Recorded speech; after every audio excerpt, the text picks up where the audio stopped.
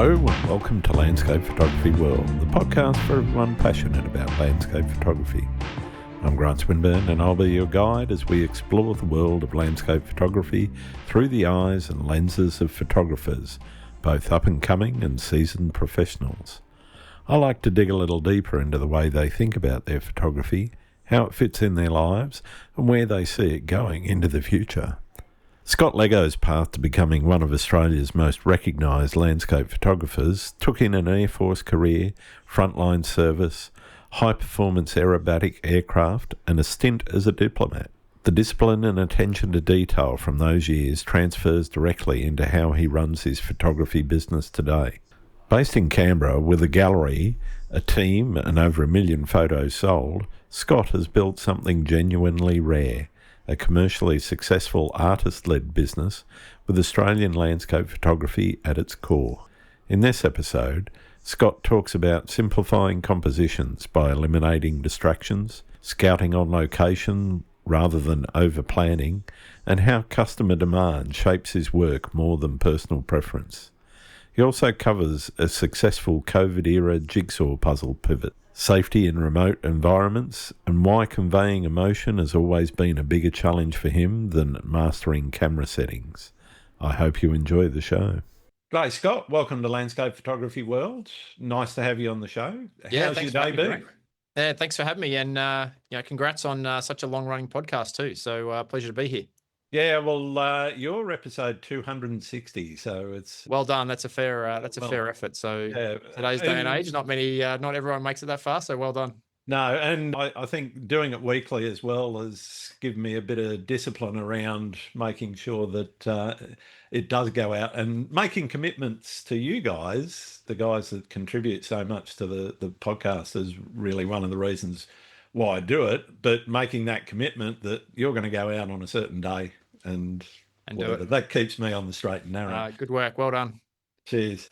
Anyway, we're not here to talk about the podcast. We're talking on the podcast. Tell me about Scott Leggo and why Scott is a photographer.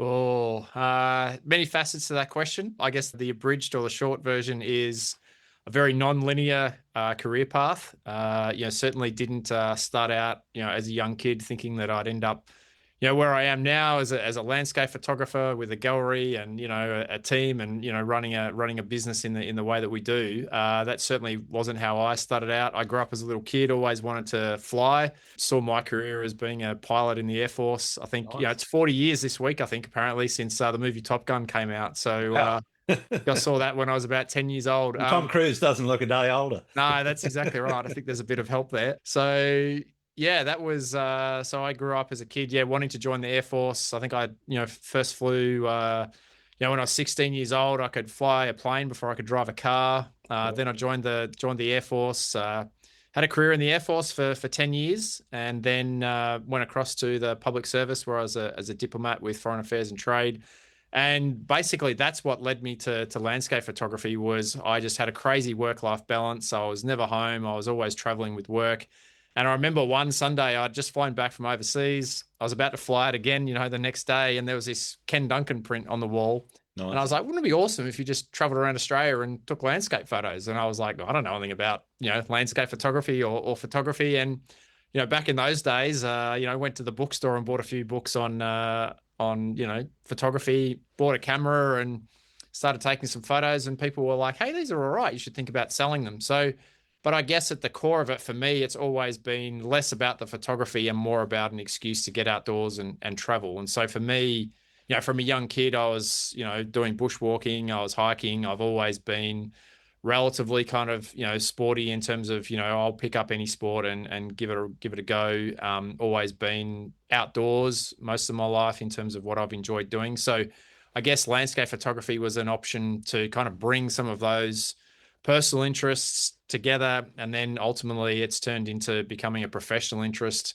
And then I guess I've enjoyed the business aspects of it as much as I do the actual landscape photography bits as well. And so then post those kind of initial thoughts that I had about setting this up, essentially started as a little bit of a side hustle on the side, eventually left the public service, and then I went full-time in the photography for a couple of years, but realized I didn't know as much about business as I probably thought I should, and then ended up becoming a management consultant. And then feel like I crammed a MBA into my first kind of 12 months there, and really realized that a whole lot of what I'd frameworks and methodologies and things that I'd actually learned back in the Air Force were kind of applicable to business. And then that's, I think, really when the business started to then, kind of take off, and just coming at it from a very business orientated mindset first. And then from there, opened my first gallery, kind of 9 years ago now. We're in the second one now, but yeah, so very non-linear in terms of, military kind of background, public servant, management consultant. That probably, I kind of joke sometimes, it's the complete antithesis of the arty creative type. I think sometimes people expect me to turn up in shorts and ripped jeans, or, and yeah, that's probably not my background at all. So, but yeah, at the core of it, a love of getting outdoors and just getting to travel. Yeah, nice. So when you started looking at landscape photography as whether it was a side hustle or initially as a hobby, what was it that grabbed you about landscapes, and what was it that you sort of said, okay, well, this is something that I really want to do with my life now? Yeah, so I think, like I said, I'd always been into the outdoors, and I came across, just quite randomly, I was sitting in the Qantas Club one night, on my way to Perth or something, and I remember this, and I came across Christian Fletcher's website, Oh, and yeah. I don't really kind of know how or why or what kind of led me to that in terms of whatever I was doing at the time, and I saw a bunch of photos that he had taken of around Bright and northeast Victoria, which is an area I used to go for, when I was a young kid, used to go there for school holidays, used to go to the snow there. My mum and dad, now live in that area. And he had just captured these photos of an area that I was very familiar with and had grown up around to some extent. And I was just kind of captivated by the fact that he was seeing this area in a way that I had not kind of seen it or interpreted it before. And that probably is what probably piqued that connection or that interest between, hey, kind of enjoying being outdoors, but also then the photography and the art aspect of it and capturing it. And now those photos that he had were less about the outdoors in a sense. They were kind of local to that kind of Bright area, but Sure. it just really awakened me to what was kind of possible from a more of an artistic or creative sense, I guess, and what was possible and how you could capture it from a photography point of view. And so that really started me then kind of exploring his work further. So he was probably the first photographer, I guess, whose work I, looked at, and that kind of, got me looking at a range of other, things that he was doing, and then, started exploring others. But that was probably that original genesis of it was coming across his work. So, and then funnily enough, traveling to Perth, the irony was I think I then went into a bookstore like a couple of days later, and there was a Christian Fletcher set of cards or something like that on display, and I was like, this is guys following me around, so yeah, it was kind of meant to be, perhaps, that was the sign. Awesome. But yeah, so obviously, I've admired his work for a long time, and that was part of the reason I guess I got into it to begin with. Yeah. And what about your own landscapes? What was the first landscape you shot that you just fell in love with? Yeah, it was around that area. So Yeah. I once I got a camera, because I live in Canberra and I was in Canberra at the time. I've kind of moved in between, but I actually went to that area, and because it was an area that I'm familiar with, and just started taking photographs, and then obviously went through that journey that anyone that starts taking photographs goes through in terms of trying to match what you saw and what you felt. Does that translate into the image that is the end result or not? And just, I don't know, I found, maybe it was my Air Force background or what have you, but I found a lot of picking up the camera and learning that to be quite intuitive in one sense, in that I just rapidly understood, well, if I shoot at this ISO and this f-stop, then that equals this depth of field. And if I want to, greater depth of field, I push it up. Never really kind of failed to kind of understand the camera, if you know what I mean. I feel like I picked up how to use a camera quite easily. Obviously, the challenge more for me was then really around, how do I capture a scene that creates the emotion and the feeling that I'm experiencing at the time, and how do I convey that to other people? So I think the camera bit came quite easily to me, but the journey, like anyone is on, and you never finish it, is around how do I kind of capture the feeling of a place. And especially for, maybe those people that don't have the luxury of being able to go there, maybe due to health or fitness or whatever reasons, or just financial from a travel perspective, how do I bring a sense of that place so that people who haven't been there or have been there have that same kind of sense of awe or wonder that maybe I experienced when I was there, or just to invite people to kind of understand and appreciate just the beauty of what we have here in Australia. And I mean, I focus very much on Australia, and that's, the kind of focus of what I do. Yeah, sure. I think you touched on a couple of things there that I want to get into, but I think what you were just saying there about that journey that people go through in trying to understand the artistic side, the technical side about getting the camera. To me, that's a given. If you don't understand your camera, yes, you can still take a nice shot, but I think you're probably limiting your creativity unless you understand your camera well. Yep. And therefore, the real challenge comes when it is about, okay, well, how am I going to compose this shot? What am I going to include? What am I going to exclude? How am I actually going to, as you say, convey that emotion? And I guess for me, looking at your work and looking at the work of others in similar sort of genres around, that Australian bushland sort of setting and so forth, it is really about trying to convey that sense of place. I guess I'm interested in how you now, after 9 years of it, look at it and go, okay, well, here's how I do that. Have you analysed that for yourself? Yeah, well, I mean, I first started it's nearly 20 years ago when I first started. Okay. Only 9 years since having a gallery, but I think, your point around what you leave in, what you leave out is a critical one. And I think what I've realized over time is more simpler, that's bad English, but the simpler the composition that you can make, and just make it about what is the subject. And so, often when I'm traveling around, you would appreciate this, and as would many others who are listening, is I spend a lot of time trying to find that one tree or that one kind of scene, because you might come across this amazing tree, but there's just something, there's a dead bush at the bottom of it, or there's a dead tree right next to it, or if you're trying to shoot it at sunset and you want the sun behind you, there's something in the background that's not going to work. And so I think for me, I spent a lot of time trying to find the simplicity of the composition. A good example that I talk about is the Kimberley as an example. There's boab trees all across the Kimberley, right? Yeah. So, but you can't just get out of the car and photograph the first boab that you come across. And so, I know for me, the first time I went to the Kimberley, which was only a few years ago now, I was just impressed by these boab trees. And probably, when you're new to an area, you're seeing things in a different way versus something that's more familiar to you. And I knew that I had to try and photograph, a boab, but trying to find a boab that was kind of more on its own, that had, a more simple kind of structure that people could interpret, that didn't have too many distractions. I spent days, trying to find the right boab tree for some of the shots that I got of them. And I think that sometimes is the challenge that I kind of enjoy as well, because then it is about, I talk about, never stop exploring. You're trying to go out and you're trying to find that. And the joy for me is being just out exploring and trying to find that. And I wonder what's over that next ridge, or I wonder what's around there, or maybe based off this kind of, type of vegetation here, I'd expect to see something else somewhere else.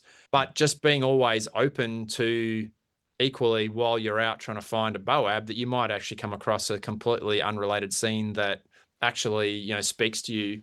And so trying to find those compositions that convey that feeling of the area. But if you just go and find a boab with a whole lot of other small boabs around and a whole bunch of bushes and what have you, it just becomes a very messy scene. Yeah. And the story is no longer what you're trying to convey and what the emotion that you were feeling when you were there, in the Kimberley. So I think for me, I'll probably spend more time trying to eliminate, options in that regard. But that's not to say that you don't find targets of opportunity either, that when you're out there, that you come across something. And so you have to kind of, I think about it, you're kind of in two minds at once, in terms of, i.e., I'm after a particular target that I'm seeking out, but equally I need to kind of be open to, something else that might kind of pop up and might present itself that maybe I wasn't thinking about. So you have to be it's a dual mindset at the same time. Yeah, That's the way I kind of interpret it anyway. I often ask about how people connect with the landscape either before or during a shoot. And a lot of people go into a lot of research, Google Maps, etc., and they're trying to work out, okay, well, yeah, if I stand about here at this time of night or morning or afternoon or whatever, I'll get a sunrise or a sunset or a Milky Way or whatever, and I'll have this foreground. Do you do a lot of that sort of planning before? Or No, is so I'm it more probably about going out and being instinctual in the land? yeah. So I guess I probably come back to I didn't get into this to spend my time behind a computer. So I got into this to as an excuse to get out and travel. So sure, like I mean, I'll have an idea of what I want to photograph, and obviously some places there is you can do a quick little bit of research and get a fair idea of what the options are. But equally, I probably prefer to know where I'm going and maybe what I'm after as a concept, but try and go and find it myself. I think for me, that's where the satisfaction and enjoyment comes from, because it's more about this is an excuse for me to go out, to spend time outdoors, often alone.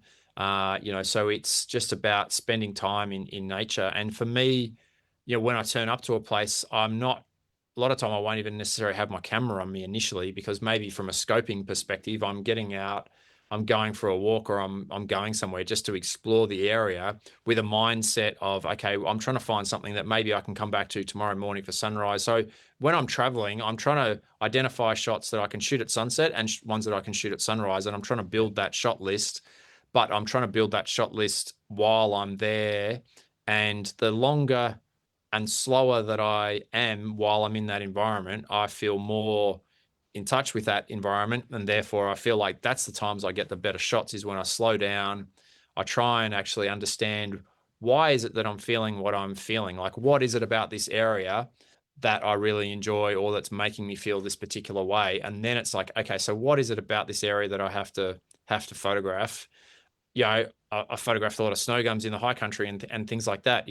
We're not short of snow gums or gum trees in Australia, but it's around, how do you find that one, or what is it about them that people resonate with, and how do you find that one that kind of speaks to you and that sums up, that is the good exemplar, I guess, of people's sometimes romanticized view about something.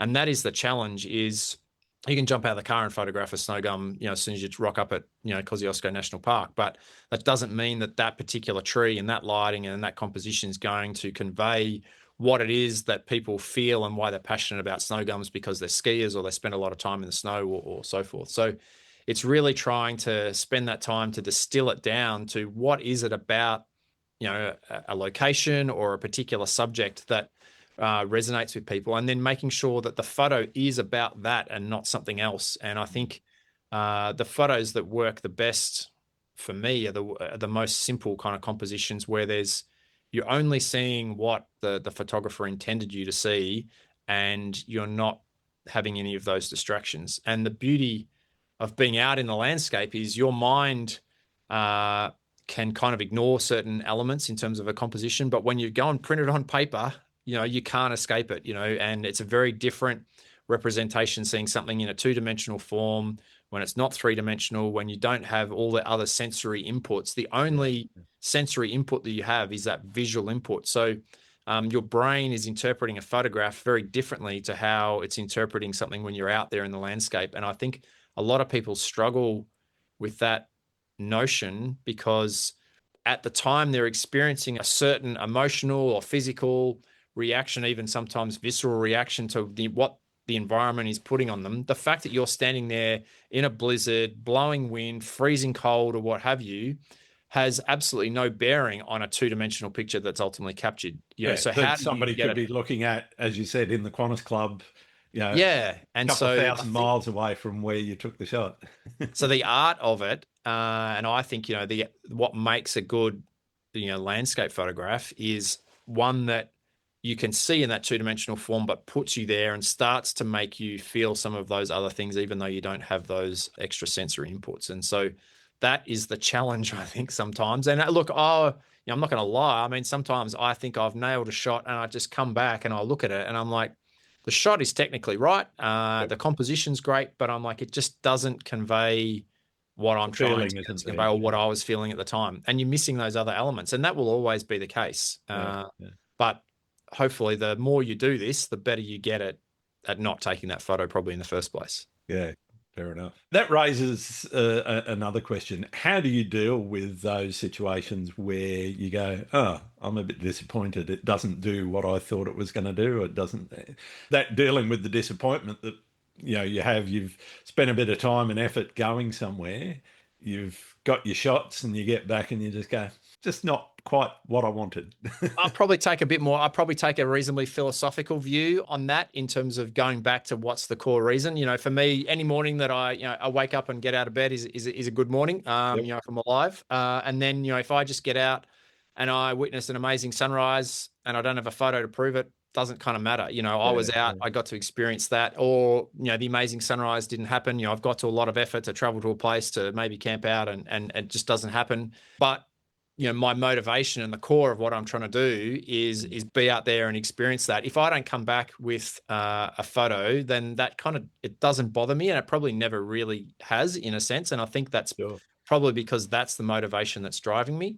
Look, I think sometimes from a business aspect, I might get a little bit frustrated that, maybe I didn't come back with as much as I wanted from a business point of view. But, at a personal level, because I guess that motivation is what it is, then that I don't get that.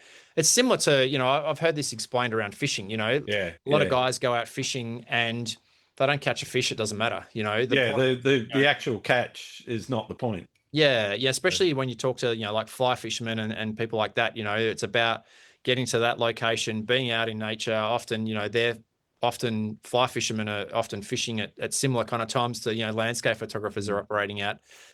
Being out there in that stillness of the environment, often on their own as well. And if they don't catch a fish, that's okay, and I'm probably take a bit of a similar view. And so I think I probably relate to some people that landscape photography, for me anyway, is a bit like, fly fishing or something like that. Yeah, no, I very much get that analogy, because my companions usually on a beach or a rock shelf around Sydney, first thing in the morning, usually a bloke that's getting there about the same time as I am going rock fishing, and whether or not they catch anything in talking to them, they're out there seeing what I'm seeing, and that's why I do what I do, is I go out there to experience it. Yeah. And if there's a shot, there's a shot. If there isn't, that's the bonus, right? Yeah, absolutely. Exactly. Yeah. It is. I think it's the exact right philosophy to carry with any photography. A bit different with professional, say, commercial photography and fashion and that sort of thing, because you've got to be on it and you've got to nail that shot and you've got to get it. There's money riding on it. But, if you're doing something like landscapes or something that's a little bit more relaxed and chill, then you can actually take that approach and just, shrug when you don't get what you want. 100%. I think the other point that I would make on that is that when it does happen, when you just get that amazing sunrise, or just the light goes off, or just you find that, scene, I think it means a whole lot. It is a whole lot more meaningful, and you probably then really appreciate and enjoy that. If you got just the world's most spectacular sunrise every single morning, I think, the novelty of that would kind of wear off. It wouldn't be as special when you did catch it. And I think part of what I'm trying to do as well is I want people to know that the photographs that I'm capturing are of real places. It was real light. And that actually happened. But I also want them to realize that, hey, isn't that spectacular? But it doesn't happen like that every day. And I think, there's certainly some shots that I've got where I'm just like, man, is there anyone else around to see this? It really is an amazing feeling when you just get that really spectacular sunrise or sunset. I think sometimes then I get disappointed where I'm like, the photo just doesn't, kind of make it great, or it just doesn't capture what you're feeling. But hey, I still got to kind of experience it. So, exactly. But if you got that every day, it would be less meaningful, I think. Well, exactly. If it was spectacular every morning you went out, then that would be the new normal, right? Yeah, that's right. Yeah, but I mean, why would you bother? Because it's kind of like, well, I can go tomorrow. Yeah, exactly. Is this morning the morning? It's a bit it's a bit like, am I going to win the lotto? Is today the day? That anticipation has its own effect in itself. Yeah. You talked a bit about going places like the Kimberley and shooting around Australia, are you shooting for a broader portfolio, or are you looking at specific projects when you do those sorts of things? So if you're going to the Kimberley, are you going to put together a small portfolio, a small body of work around the Kimberley, or is it just going into your general, here's everything I do? Yeah, good question. Probably I think these days, it's probably from something like that, there's probably more of a business orientation to it. Sure. So I guess, the way we position the business these days is that, it's an Australian landscape photography business. You come to us if you want, wall art or gifts that feature the Australian landscape. So I'm kind of looking at it from the perspective of, okay, if we're truly Australian, what are the areas geographically or thematically that maybe we're short on? And so what do I need to do to kind of increase the collection or build a collection out on that? Okay. Or where are the areas that customers have said, hey, have you got any shots from this area? We kind of accumulate a whole lot of that data and then look at, what areas should we kind of expand upon or not.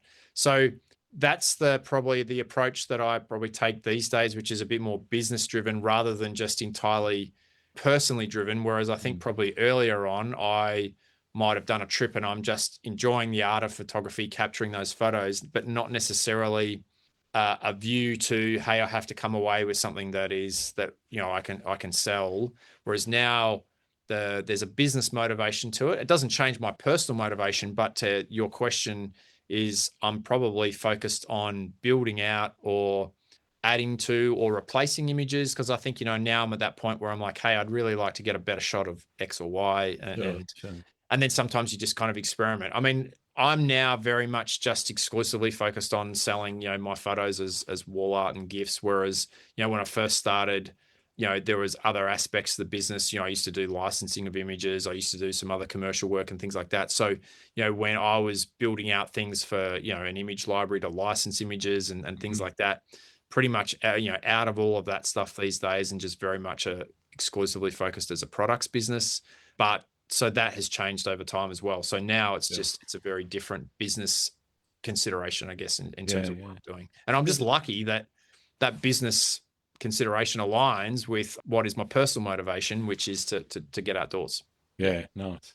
Is anyone still in the licensing business? I think the backside kind of dropped out of it in terms of being a photographer and a content provider, for want of a better term, to the Gettys and the various other. I would say that there must be, because I mean we get a lot of inquiries about people wanting to license my images, and I don't necessarily mean that from an image library like Getty's or something like that, but I mean more about corporations or businesses or what have you wanting to license some of my images or so forth. So based on the number of inquiries that we get and that we say no to now, because we just don't. It's a different business, a different business model than what we're in. So I would say, based off the level of demand that we get and inquiries that we get around that, there must be still a business in that. But I think the comment that I would probably make about that is it's probably more B2B rather than to a lot, I don't know how many people are making a fortune or a mozza out of supplying an image library anymore versus, there's still plenty of opportunity to make money by licensing direct to, or being commissioned, I guess, as well, depending on how you kind of look at it. But yeah, I mean, Tourism Australia or something like that come to us and things like that through to, other organisations. But we're out of that kind of game now. Yeah, right. You talked a bit about going into this with a view to it being a creative pursuit. Has it always been art that has been at the core of what you've wanted to do, or were you sort of like many photographers, you sort of go out? You said the motivation is getting outside and being outdoors. A lot of photographers start that way, and it's just documenting, oh, I went on a trip here and I took some photos. And then at some point, a switch goes in their brains and they go, oh, I can actually be creative and artistic with this. And that's not to mean that you're diving into Photoshop and adding rainbows and unicorns and all those sorts of things, but you're actually going out with the intent of creating art. Yeah. So look, I think I'm trying to come at it from the perspective of I'm trying to, yes, it's art in a sense, but my approach is I'm trying to capture a location or a particular subject in the best light possible to showcase. I talk about, trying to showcase the beauty of Australia. Yeah. But you cannot do that without a creative element, in the sense that you are making decisions, I think, like what we were talking a little bit about earlier, in terms of what you leave in of a shot, what you leave out from a composition point of view. How you do that, you cannot do that without a creative element. And I think what I kind of go through in my mind, and I talk about this with other people, is, when I see something or, I witness something, I'm like, would that look good on someone's wall? Because what I'm in the business of doing is I am selling art, right? Yeah. And i.e., in the sense that what is something that someone is going to pay money for to put on their wall. And so what may be a good photo, or what may be, something that works somewhere else, in a commercial setting or something like that, is not necessarily what someone's going to pay money for to put on their wall. And so that is the art element of it, in terms of what is going to look good on someone's wall. And so I'm driven by trying to make sure that I'm conscious of, I guess probably increasingly from a business point of view as well, around that creativity bit, is, what is going to work on someone's wall, and what is going to fit their interior, what is going to, I'm not, from a style point of view, if you think about a painter, there are some painters that might use a whole lot of big, bold, bright colors or what have you, and that has a place as art, but there's a particular style to it. I guess my style, if you were to say that from a photography point of view, is I'm trying to make sure that it's a realistic kind of shot. Most of my stuff is shot not during the day, not when the sun's up, mostly before the sun has come up or after so you've just got really nice, even lighting, no harsh shadows, all those kind of things, very even lighting. And that in itself just lends to having a particular kind of style. So yes, there is a creative art element to it, because I'm thinking about what is the end use of this. And ultimately that end use in my case is someone going to pay to put this on their wall, and what they're wanting to do is have something that is a piece of art. Yeah. So what I find is interesting around that, though, is obviously, everyone has different tastes and what they want. And so obviously when you shoot something, I feel like when I shoot something that's an aerial abstract, that is far more, in my mind anyway, what I would call an art piece. Yep. Because it's open to more interpretation. It's not immediately kind of, obvious what the subject is, scale, all those kind of things. Yeah. But you still, in the more literal scenes, you still have to have something that is recognized to some extent, I guess, as something that's a little bit different, that it is an art piece versus just, it doesn't look, I want something hanging on someone's wall that they bought from me to not look like they just got out of the car and it's a happy snap and it's different to what they can take, and that they can tell the difference between, it's not just an iPhone shot in the middle of the day of that there is consideration, there is, something special and different about my photos versus what they might be able to capture themselves. Yeah. That makes sense. Yep. Yeah. I'm interested, do you ever intentionally go out just to create something for yourself and say, hang the business for 10 minutes. I'm going to sit here and look at this scene and just play with it. Do you do things for yourself that's completely unrelated to the business? Yeah, I kind of do, but I don't in a sense. So I'm working on something at the moment for my next book, and that has been probably a lot more of a personal project than anything else I've done. And so I've probably allowed myself the opportunity to just probably capture a little bit more of what I want to capture, if that makes sense. Yeah. Rather than having, because it's, I guess the end use in this case is a book, and it's trying to tell a story about a particular element of the Australian landscape. And I probably feel like I've got a bit more creative freedom to do that. But because I've got an intent behind what I'm trying to do with this book and what I'm trying to do with the photos, I'm still driven by trying to, in this case, tell a story. Maybe less of a business imperative in terms of, would this look good on someone's wall? What I'm trying to do now is, does this help support the narrative of what I want this book to kind of convey? And so I'm finding that I'm getting some different photos, but they're still the artistic kind of consideration is still there, but the purpose is probably a little bit more personal driven because I'm trying to convey what I want people to feel or understand about this particular issue and subject, versus just, will this look good on someone's wall? Yeah.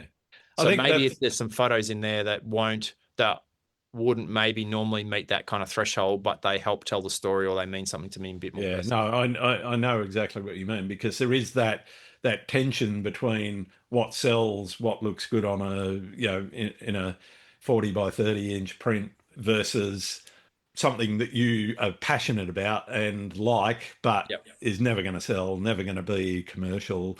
It's you're never going to print it that big and put it on your wall. You might print a small thing or put it in a book or something like that. Yeah, exactly. And I think it's really interesting talking to professional photographers about that tension and how they manage it and what they sort of feel about the things that they kind of are driven to do because of the business versus the things that they really, really want to do. And I'm just keen to understand how that works for you. I think for me, probably I'm less of a creative, if that makes sense. So if there was a spectrum of photographers, I feel like, and I'm stereotyping, but I feel like a lot of people that get into photography early, perhaps earlier in life or what have you, and have had an interest in photography and art, and are therefore probably have more consideration of those creative elements, about self-expression, about those elements that are more towards the end of the spectrum that is around the kind of creativity aspect. I feel like I'm probably at the opposite end of the spectrum, where I haven't kind of come up from that arty creative background. I've probably come at things, being an ex-military officer, I'm very kind of straight down the line, So does it, does X equal X plus Y equal, what have you type aspect. So to be honest, I don't spend too much time. I know we're probably talking about creativity here more than I ever really kind of, talk about it or think about it too much. So that probably is part of the answer, in the sense that I'm literally just going out there and trying to capture, what I see. And what I feel. I'm not necessarily trying to create something. And so what I mean by that is, what I'm capturing, I'm trying to capture what's already there. I'm not trying to imagine, like I think about a painter or a drawer and what I would call an artist in that sense, in that they are actually creating something that doesn't physically exist. It exists in their mind, and they're trying to tell a story, maybe about their own personal journey or something, and it has meaning beyond the actual the painting itself. I don't go, maybe my mind's different, I don't know, but I don't go through that process where I'm thinking about at the time, I'm really trying to tell or convey X, Y, Z. I'm just like, how do I can capture and convey the feeling of what it is at the time? When you objectively sit back and you look at a body of work, so in my case, I'm saying, hey, I want this as a body of work of what I've done to tell a story about, the Australian landscape, but I'm not coming at it from a perspective of where I'm thinking about, I want to go out and create a particular type of photo. So I think I don't know if that answers the question or not. It was very clear. Yeah, no, it's interesting. For me, I guess, I might say a similar background, because I haven't had any military background at all, other than my father being in the Navy back in the 60s. But I come from a very analytical background. I spent 30 odd years doing IT. And that in that career, there was a lot about, okay, well, as you said, X equals Y, and you've got to square the circle to make things work to get the solution that you need. And so when I think about my own creativity, and I freely admit I call it creativity, I create because I enjoy both getting outside, doing what I do, but I enjoy creating the images that I create, and I call that creating them because, yes, whilst a lot of them I do take from, this is reality, this is what I saw, but it's also trying, as you say, trying to convey what I felt. But pardon me, for me, it is also just the pure joy of creating an image and coming up with something that is finished, deciding what crop, deciding am I going to make it black or white, decide all those decisions that you make, which you might look at as being very analytical, and I can see where you're coming from in Yeah. that.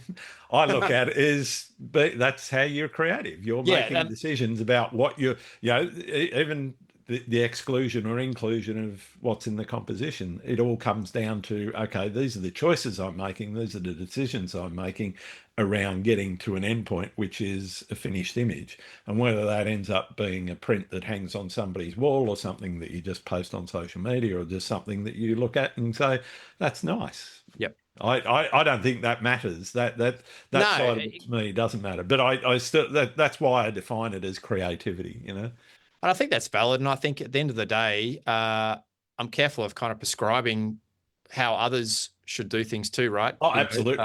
Yeah. If you want to put unicorns and rainbows in your shot, go for it. Go for it. I don't care. That's, there is no right or wrong, I don't think, around any of this. I mean, I just choose to do it in a particular way, but that doesn't mean anyone else has to do it that way, or exactly it. Yeah. From that point of view. So yeah, there is, and that's the beauty about anything that is creative, right? Is ultimately there is no right or wrong. It's your personal expression in one form or another. So yeah, I'd hate anyone listening to this, to think that I'm advocating that anyone else has to view it the way I view it or anything like that. Which is that's certainly not the case. Awesome. Let's dive into the business side of things. Sure. And that decision to actually start a business. You mentioned you started as a side hustle. Yep. When did you sort of solidify and say, okay, well, I've got something here that is a bit unique. I've got a position that I can put out into the market, and I'm actually going to structure a business around it. How did that thinking go for you?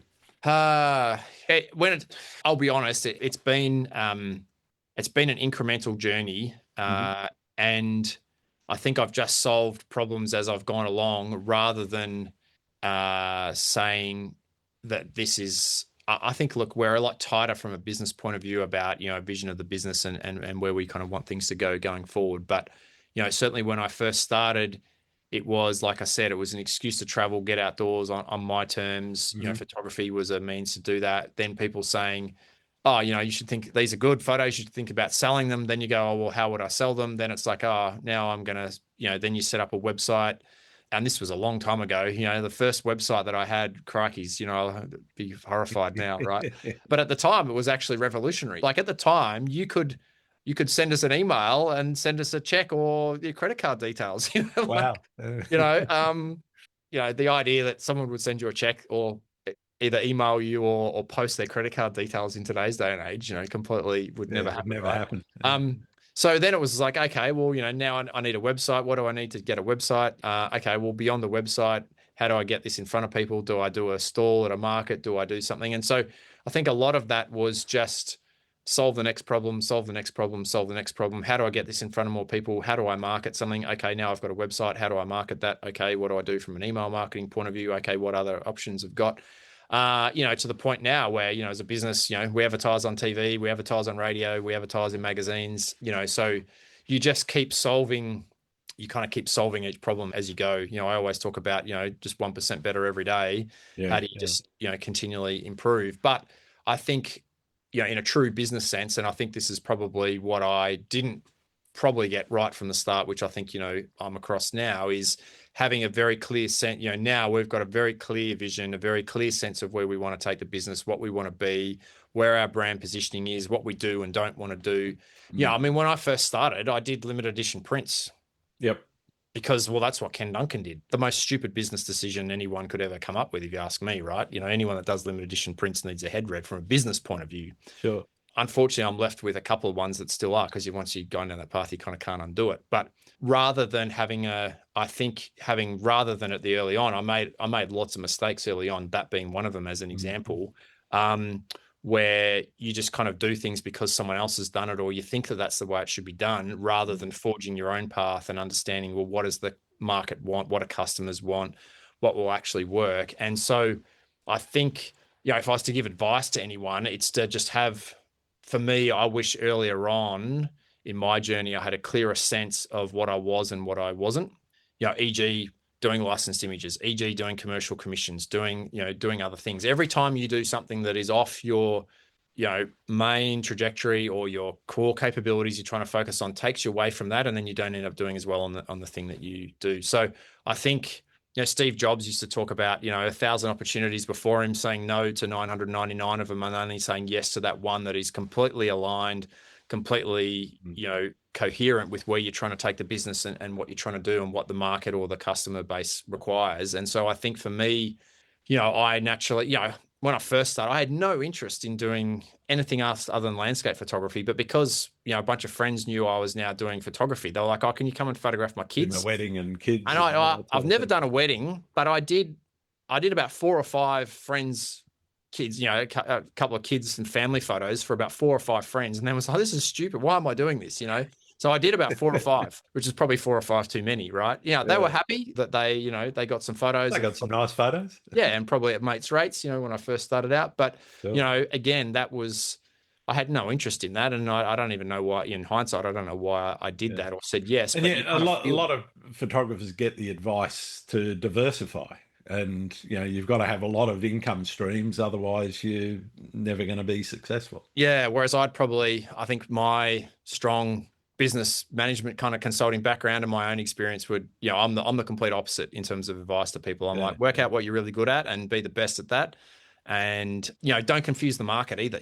Put customers first. Like, what is it what space are you in? I mean, even, on the topic of landscape photography, like there's some landscape photographers that are trying to sell prints, trying to run workshops. It's like, mate, what business are you in? Are you in the workshop business? Are you an educator or are you are you an educator? Are you a tour operator? Like, what business are you in? Yeah. And then then they wonder why, oh, my gallery's not doing so well, or they wonder why, oh, my, workshops aren't doing so well. So, well, you're dividing your attention. You're only one person and can, so every bit of, Harvard business research will tell you that the best, most successful businesses in the world focus on, one, or focus on their core capabilities and just offload all those others that, are adjacent. And I think that's a very hard message and lesson for a lot of people to hear and apply, because they don't want to forgo a particular revenue stream, or they might get some satisfaction or enjoyment out of it. But I mean, look, I get satisfaction and enjoyment out of lots of things in life, but it doesn't mean I can pursue every single one of them, right?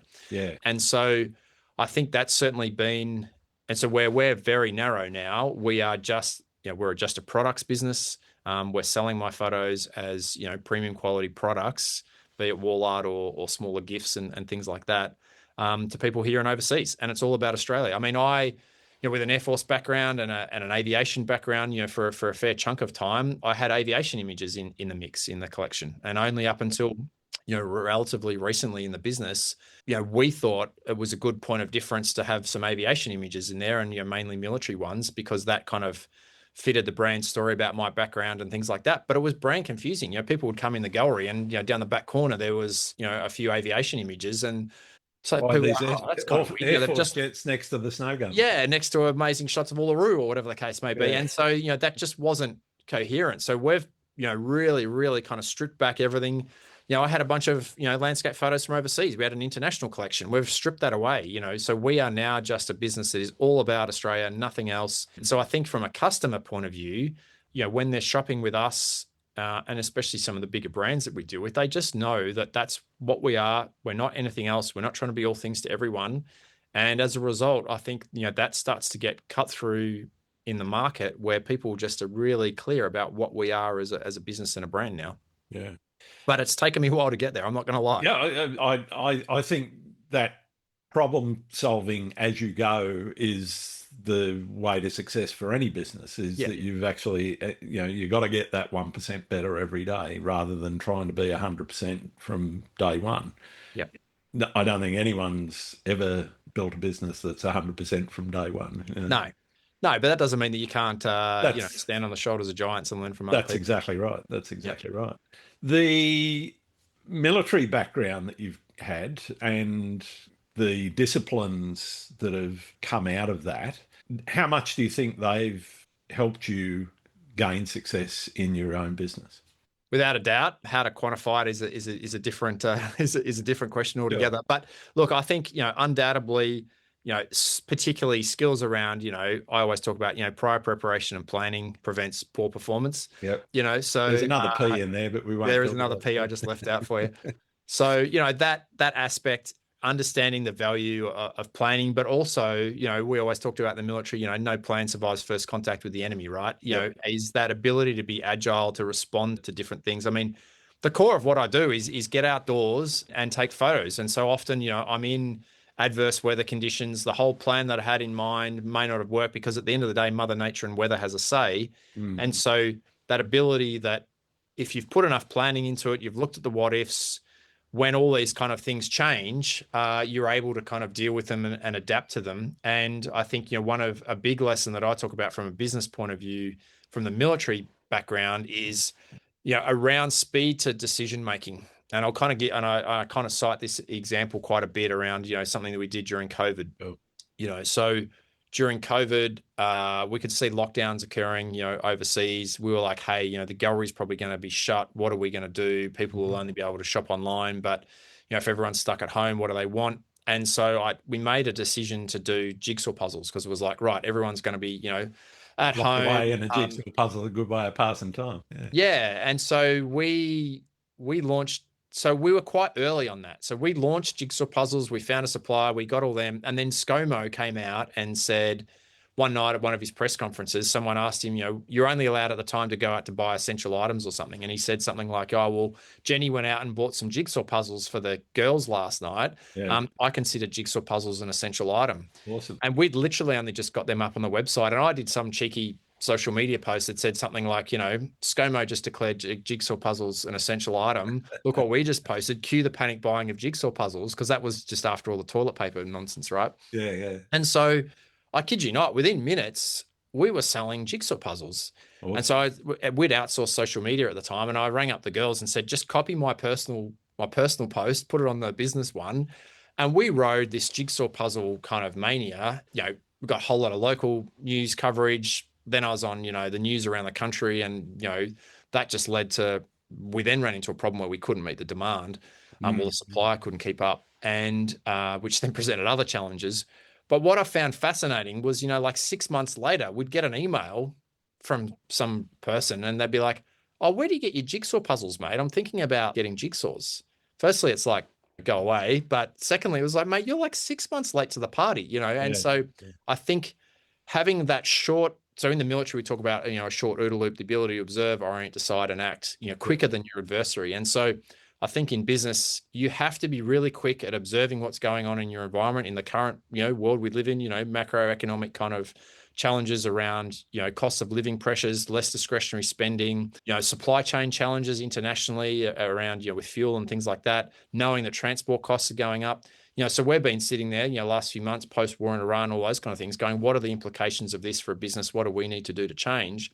I think too many people wait too long for those impacts to actually be felt before they try and actually react. And so probably one of the best, I think, lessons for me that in a business sense is, the shortest OODA loop wins. If you can make those decisions more quickly and than others, than competitors or whatever the case may be as well, is that you have to recognize you're in a competitive environment, right? We are competing with other businesses that are trying to sell wall art or gift products, maybe not necessarily landscape photography, but we're in the wall art game. And so another business that is selling wall art, no matter the origin of that, they're competitors. And so we have to be looking at that and making decisions around that. So I think that's definitely a key lesson from the Air Force that has stuck with me, and I think has probably led us to succeed and come through some challenges where maybe some others haven't. And I think that's critical for anyone to understand. Is you can sit there and admire the problem all day long, but the businesses that succeed are the ones that are agile and adapt, quite well. Absolutely. Where do you like to shoot? Have you got a favorite place that you just keep getting called back to? Yeah, probably the high country. Understandably. Yeah. So, I just love the Australian high country, winter, summer. I'll go skiing a fair bit over winter and things like that as well, unrelated to photography type stuff. But, I love the snow. I love the high country. And for me, that's probably where my photography journey started. And so there's a personal kind of affinity for that. But I've got to be honest, there's so many areas around Australia that I just, the outback it's so different to the high country, in terms of a contrast, but, just absolutely spectacular in its own right. So, I will say that I'm kind of drawn back to your question there about back to the high country, but without a doubt, there is just some spectacular places around the country that, are just amazing. And I just want to explore more of it, and I think that for me, is probably part of the challenge that I face right now, trying to run a business, trying to run a team of people, making sure that I find the time to kind of balance doing why I got into this in the first place and actually get outdoors. And probably in more recent times, that's probably been a challenge for me, is to actually get out and spend enough time taking photos. And so that, again, will probably mean an iteration change in the business and how we kind of do things going forward too. Yeah, cool. Yeah. What's your most memorable photography experience? Oh, good question. I think, I don't know that I've got a single one, but the most memorable in terms of plural for me is probably, out on my own, camped somewhere and just no one else around, and just getting to witness, an amazing sunrise or sunset over just what was already a spectacular scene, and just being able to just actually to kind of take the time, knowing that the kind of camera's set up, and that I'm kind of going to get the shot into, like, literally all I've got to do is, press the shutter, and that I've actually then just got the time to kind of appreciate what is happening before me. And so they're the moments that I guess I really enjoy, because sometimes there's moments where you're like, this is going off, but what I thought I was going to photograph is not the right one now based off the light and sky or what have you. And you kind of not quite running around like a madman, but it feels like that a little bit sometimes. Well, you got to go into your, okay. Yeah, how do I quickly respond? How do I quickly respond? You're but the most memorable is when you just all set up and it just all comes together, and you've got the time just to, appreciate how good is this, Yeah. So that's and there's been plenty of those. I don't know that there's a few that stick out, but to try and pick one's probably fair enough. Probably a stretch. Yeah. What about horror stories? Everyone's had a problematic experience. What's your most problematic? Look, I've been lucky. With gear and riding off gear and things like that, I've been really, really lucky. I think, I've been doing this nearly 20 years, and it was only at the end of last year that I smashed a camera and lens for the first time ever. So no real kind of stories on that. But look, I think, being out in the Australian bush, probably my horror stories is probably more about being out in the bush on my own and, snakes. That's probably the number one thing, for me. I got bitten by a snake on just below the summit of Cradle Mountain. Thankfully, I was, it got my boot, it was like just at the top of my ankle. And I remember thinking, and that I literally just, turned a corner on the little dirt track, and he was there, and he's whack. And thankfully it was a little baby one. So not too big. Otherwise he probably would have got a bit higher up my leg. But, it was a brown snake, and, if he'd got me, long way, no mobile phone coverage, it's a few hours back. Not the best place to have a snake bite. Yeah, exactly. Blue Mountains, I remember I was, I nearly, I was walking, and I was trying to get somewhere in a hurry. So I was kind of taking some long steps. And I remember just as I'm about to put my foot down, I nearly like stood on this snake, and I've taken this extra kind of long thing as he's kind of come up and tried to get me. And then I don't know what the hell I did with my rear leg, but it just went up, and so there's been a couple of cases like that where that wasn't as close as the one at Cradle Mountain, but and then there's other times where I've had snakes kind of slither past me, but that Cradle Mountain one's kind of stuck in there as it wasn't a horror story, but could have been pretty close to. Definitely transpired differently. As we said, not the best place to cop a. No, anywhere in remote Tassie is probably not the best. Well, no, that's it. Yeah, it's a long way to get some help, particularly with no mobile coverage or anything. Yeah, exactly. Yep. I mean, these days, I've got a PLB and all those kind of things. But you've got to, I think, if you're spending time in remote areas and things like that, you've got to make sure that you know how to deal with that situation in terms of, right, well, if you are on your own and you got bitten by a snake, do you know what to do? Have you got the gear from a snake bite sense and things like that in terms of knowing what to do? Have you got emergency comms and things like that? Have you got arrangements in place around that where people know where you are and all those? Do people know where you've been? Where you're playing? So I think, they're they're the things that kind of often get overlooked, I think, by people. And I think, for me, people go, oh, what gear to use? And I'm always kind of talking about the outdoor gear that I have rather than the kind of camera gear, because that's, you've got to kind of survive in the environment first before you can worry about taking photos. So, yeah, I'm very focused on, a lot of those aspects.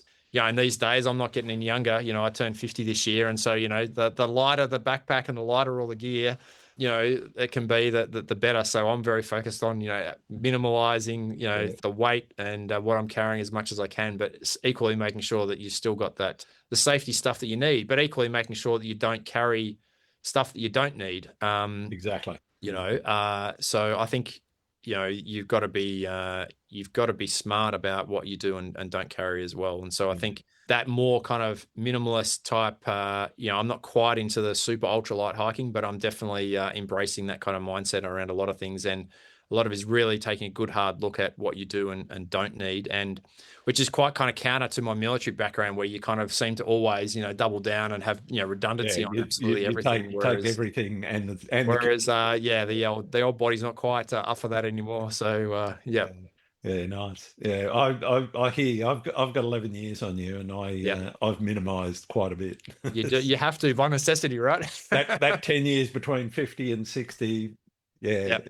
It's not looking forward to it, but it is what it is, right? So that's right. Well, it's part of life, and you that's right. Get on with it. Yeah, I mean, I take the view that do you stop doing things because you get old, or do you get old because you stop doing things? So that's exactly right. I'm happy to just kind of be out there and keep pushing as much as I can. Yeah, if you want to get out there, you can. And I think it is about making sure you look after yourself as much as possible, and try to keep yourself as fit, both in mind and body, because that's the only way to be able to carry on. And I get people get injuries, things happen in life, and that slows you down. But if you can keep going. Yeah, that's exactly right. I mean, look at David Attenborough, just turned 100 the other day, right? Exactly, so, and still getting out there. And he's still getting around. So if he's not some good inspiration on a few fronts, then I don't know what is. Yeah, that's pretty inspiring, his life story.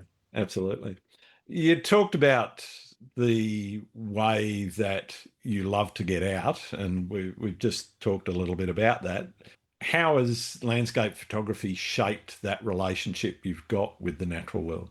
I think you can't spend time outdoors, especially revisiting places in the way that you do as a landscape photographer, and not see the impact that man has, or that humankind has on the environment. And so I think, look, I don't consider myself a greenie as such, but I definitely have a much stronger sense and belief about what we need to do to protect the environment, to understand the negative impact that humans have on the environment, especially at scale, and that the natural environment is worth protecting, promoting, and preserving. But there's a balance there, and I see in the current age that we live at, social media and things like that, I see especially in Australia, I'm talking about, here locally, but, there are areas that even only 10 or 15 years ago that I used to go and there was no one around, whereas now,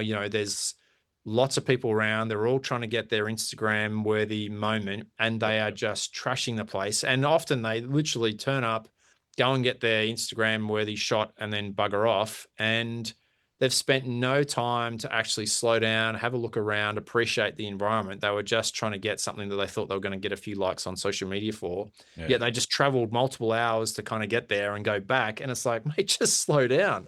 Take your time. So I think for me, you can't spend time outdoors and not, especially in a lot of locations. I mean, even in the high country, the impact, snow gum dieback, impact of bushfires, a whole bunch of, man-made approaches to dealing with threats in the environment and so forth. You start to see the negative impact that is having. And so I've probably become more passionate about that cause. How I achieve or affect any change in that space is a different question altogether. But I think, I'll probably take an increasing view that if my photography can help make people aware of what we have and that it's worth protecting and preserving, then that's a good thing. And if I can help contribute to that through my photography, then that's a good thing. I'm not trying to be evangelical in a business sense and ram stuff down people's throats. I'm probably trying to do it just in more of a way of appreciation so that people understand what we have and that it's worth protecting and preserving, and that we need to be careful on just how fragile some of this stuff is. And so that if that's a byproduct of what I do, then that's a good thing. And if I can perhaps, drive that as a byproduct a little bit without being too, like I said, kind of evangelical about it. Like, I'm not a greenie as such, but I'm definitely well aware of the impact that we are having, and think that we can do a much better job in terms of caring for the environment. Yeah, definitely. And I think that's a great message. Yeah. It's also a pretty good segue into where you see photography's place in society. Obviously, that side of it's important to you, but in general, what is photography's place in society?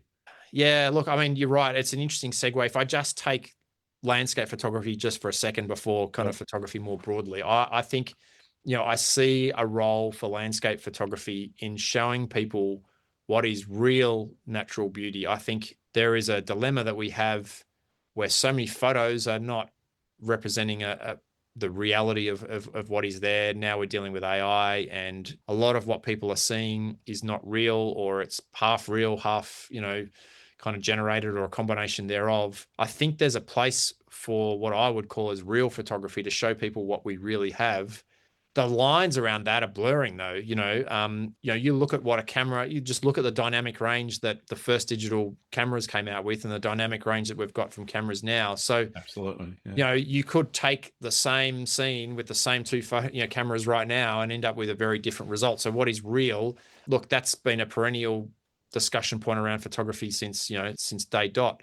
But I do think that there is a place to kind of go to your question around photography, around showing people what is actually, so this is in the landscape bit, around what is real and not, and that, there is amazing beauty out there without having to use AI or so forth.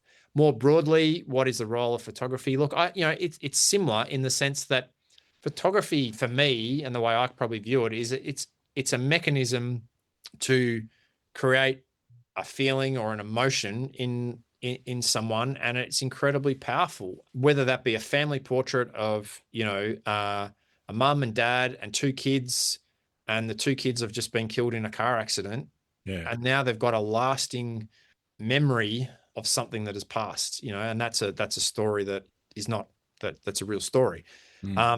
Photography can be incredibly powerful around, connection to loved ones that may have passed, to connection to place, to happy memories, to photography telling a powerful story. I mean, there's some, look at just all the, worldwide, press photography awards and some of those things, where there's been some incredibly powerful images that have helped inform discussion from, wars to famine to, you name a topic or name an issue, and normally there'll be, a powerful photograph at the heart of that. So I think it's a pretty broad role that photography has, but, at its core, no matter the genre or that, field that it is it's got an ability to convey emotion and create reactions to people to maybe something that they are not able to witness themselves, or can no longer witness themselves, but still get an amazing reaction to that two-dimensional image. So look, I think it's an incredibly powerful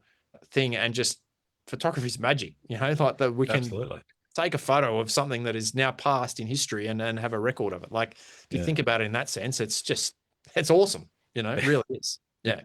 What's your favorite thing about being a photographer? Being able to share Australia with other people. I mean, I don't work in the gallery too much, but, when I am on the floor, just getting to talk to people, about my photos. And I love doing it with foreigners, challenging their notion. We get, Americans come in the gallery who just have got no concept that Australia has snow, as an example, and almost think that, I've been accused of lying. I've been accused of that this is not real.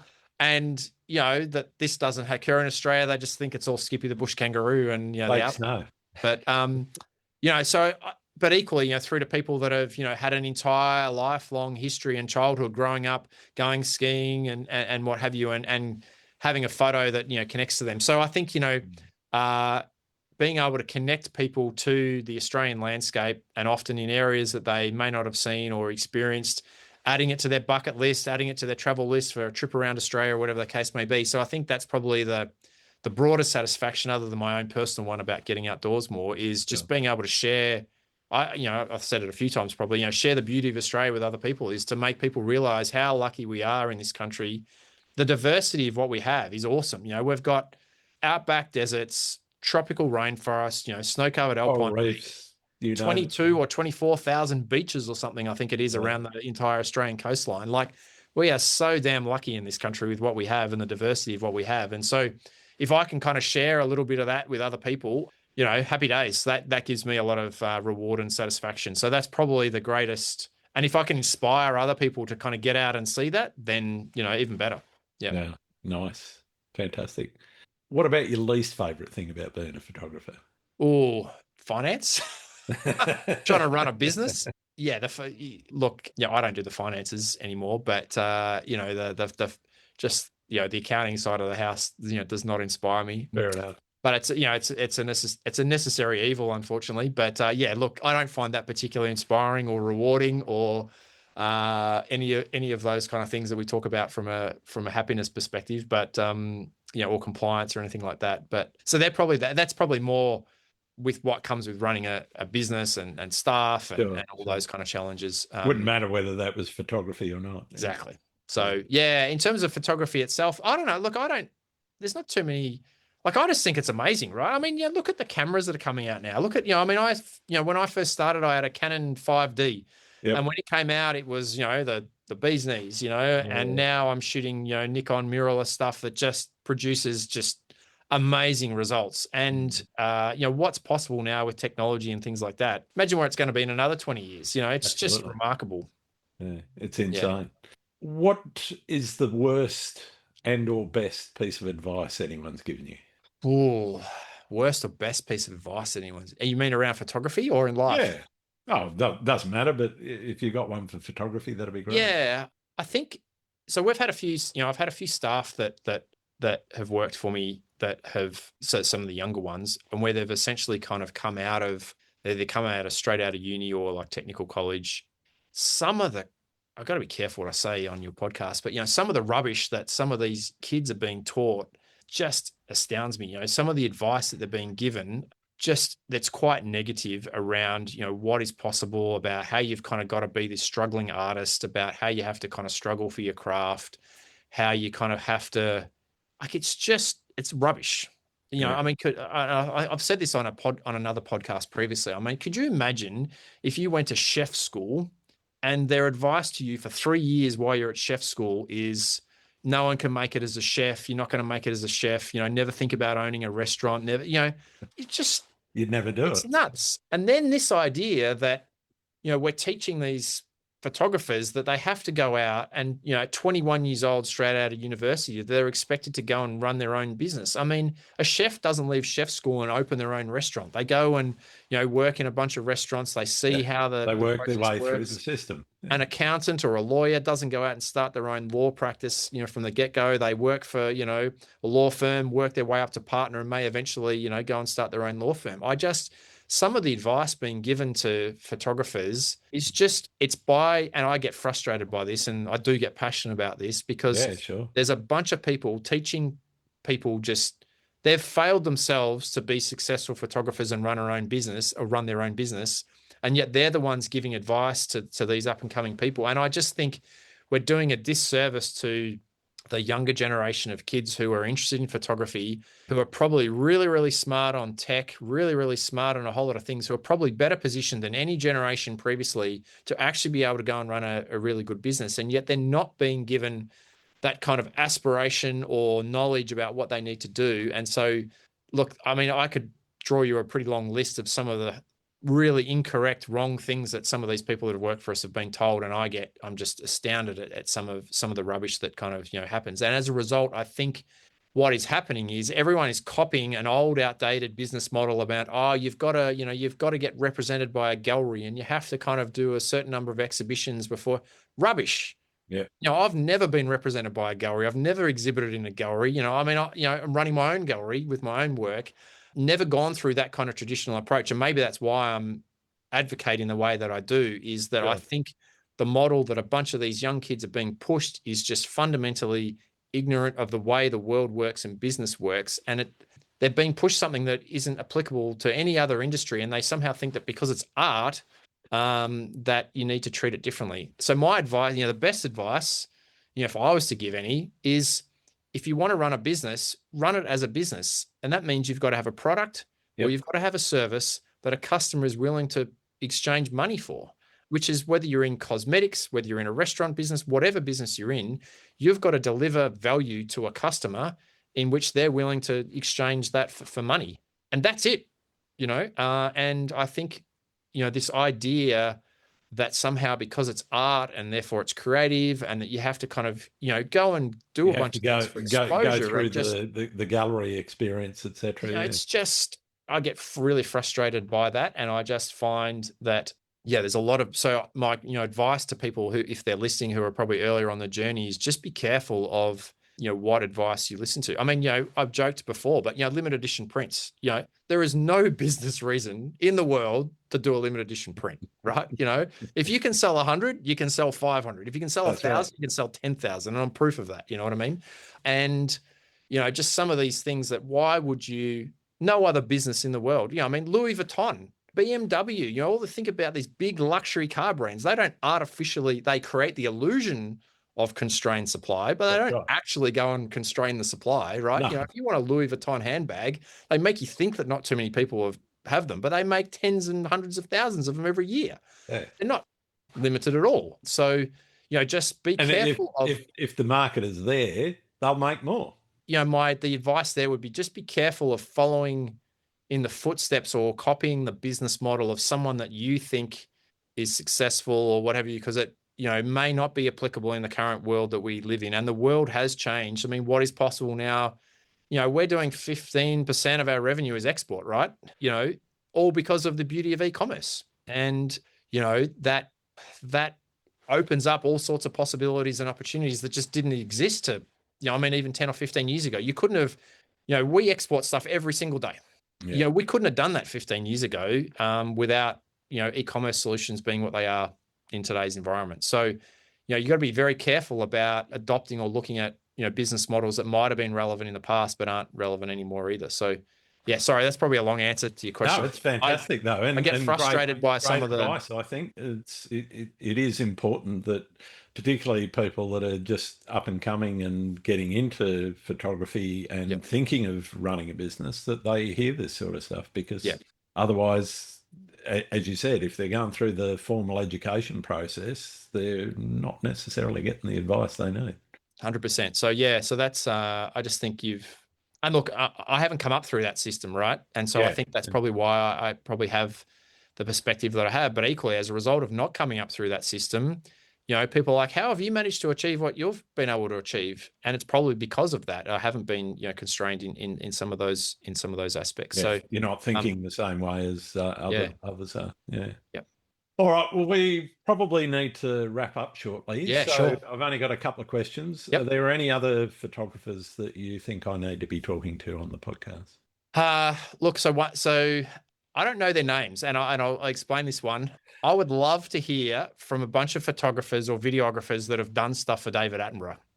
There are some amazing guys and girls who have shot stuff over the years that must have some amazing perspectives that are maybe a little bit more wildlife, but certainly plenty of landscape photography angles to that, where totally. You think about a bunch of those David Attenborough documentaries and then the publicity that sits around them. There must be some amazing landscape photographers and videographers that support a bunch of that stuff. I'd love to hear from some of them. I reckon there'd be some great sounds insights. Like I've got some homework to do there. Yeah. So that's may not be easy, but look, there's got to be some good stuff from some of those people. Roll through amazing some work. Yeah. And my last question is the one that I've been asking since the beginning of the podcast, just about. Yep. Do you like pineapple on pizza? Yes and no, short answer. So, if it's a good one, I'll enjoy a good Hawaiian pizza, but I think these days, there's some amazing pizza places that make some really good pizzas. And then there's some, maybe some bigger chain ones that make some not so good ones. So I think, there's good and bad Hawaiian pizzas, but I won't say no. And if it's a good one, I'll indulge. Awesome. Cheers, Scott. Thank you so much for being on the show. Where can people find your work? Yeah, so obviously two forms, obviously online. So literally just scottleggo.com. If you Google Scott Leggo, you'll find me. And then for those that are in Canberra, they can visit our gallery. So it's in Kingston at 33 Jardine Street in Kingston. Otherwise, yeah, online and social media, obviously, as well. Brilliant. Thanks so much for being on the show, mate, and That's right. all the best. No, thanks, Grant. Appreciate the opportunity. Cheers. Thank you. Thanks again for listening to Landscape Photography World. I hope you enjoyed the show, and keep listening because I'll be joined by some great guests in upcoming episodes. You can find my work in this podcast at grantswinburnphotography.com, and I'm on a load of social media that I'm not going to list right now because I couldn't be bothered. Don't forget to like, comment, subscribe, tell people that you like this podcast, and hopefully we can gain a few more listeners. I'm Grant Swinburne. Hope to see you out shooting soon.